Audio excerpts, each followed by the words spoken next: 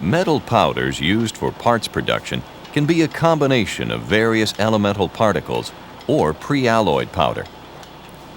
If elemental powder is used, each of the ingredients that will comprise the desired part are mixed in proper proportion into a uniform blend. With pre-alloyed powder, the proper proportion of ingredients is already present in each particle. In either case, additives such as binders and lubricants are usually added.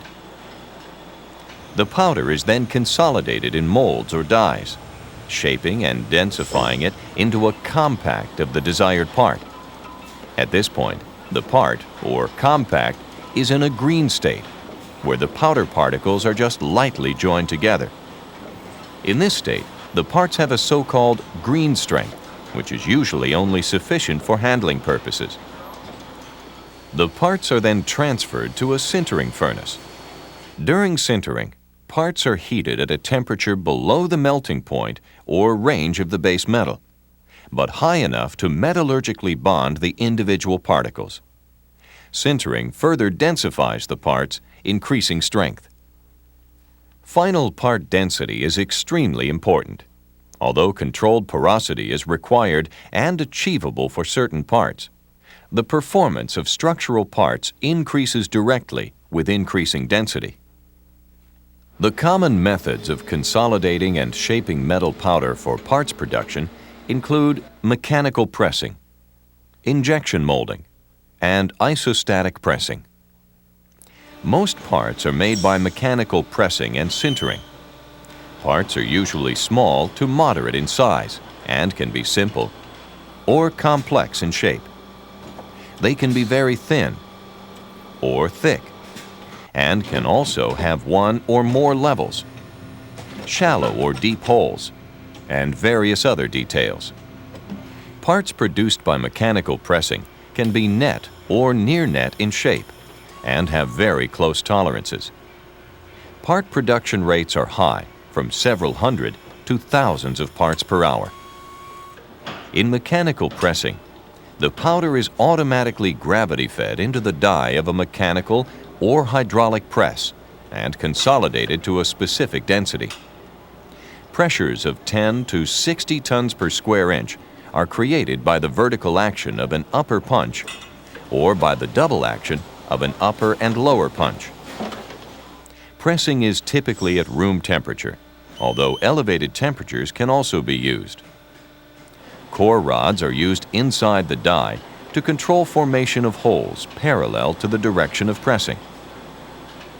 If the part being made is thin and uniform in height, the powder can be pressed from one side by the upper punch. When that punch withdraws, a lower punch raises the part out of the die. The part is then ejected by the wiping action of the powder feed chute, which also wipes powder for the next piece into the die. Ejection from the press can also be accomplished using automated handling equipment. The density of pressed powder tends to decrease along part height as the distance between the compacting punch and die increases. To produce more uniform density, thick parts are compacted by a set of upper and lower punches. After pressing, parts are transferred to the sintering furnace.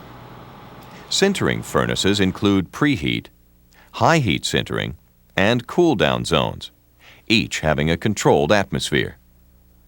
Depending on the base metal of the part, the atmosphere of the sintering furnace may be endothermic, which is composed mainly of hydrogen, nitrogen, and carbon monoxide. Exothermic, which is composed of nitrogen mainly. Dissociated ammonia, which is hydrogen and nitrogen. Or entirely hydrogen, vacuum, or inert gas. To ensure proper sintering, the heating rate, maximum sintering temperature, time at the sintering temperature, cooling rate, and furnace atmosphere must be closely controlled.